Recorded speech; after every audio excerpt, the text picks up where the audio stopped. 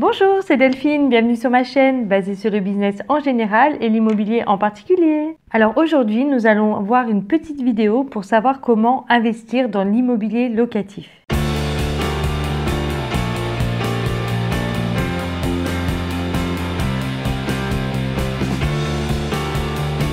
Alors pour commencer, il faut toujours privilégier l'immobilier locatif avant sa résidence principale. Alors je sais que ça peut paraître bizarre dans les mœurs, mais si vous allez à la banque et que vous n'avez pas de résidence principale, ça veut dire qu'a priori vous n'avez pas de crédit sur le dos.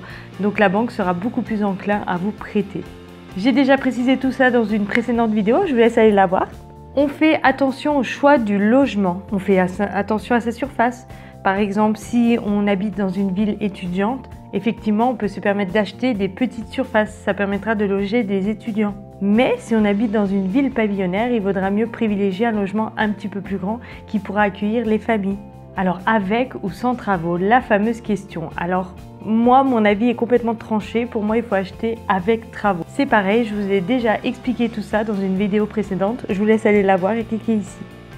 On n'oublie pas que les biens avec travaux nous permettront d'avoir une meilleure rentabilité parce que c'est des biens que nous pourrons négocier. La localisation du bien est importante aussi. On choisit une ville ou un village avec des points d'attrait. Donc ça peut être le tourisme, ça peut être des universités, ça peut être une centrale nucléaire.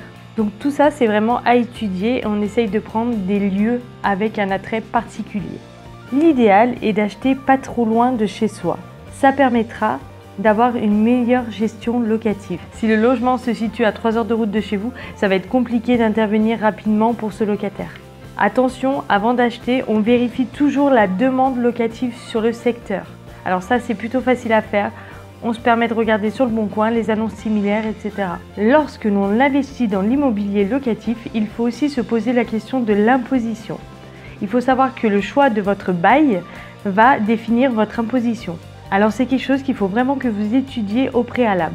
Alors donc vous aurez le choix entre une location nue ou une location meublée, d'accord?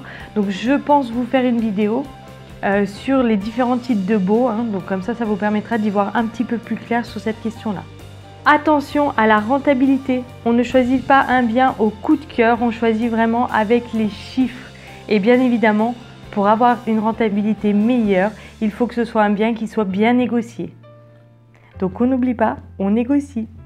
Et bien sûr, pour finir, il faut que vous puissiez déterminer votre capacité d'endettement. Alors pour ça, il faut vous rendre à la banque et voir avec elle ce que vous pouvez vous permettre d'emprunter pour du locatif.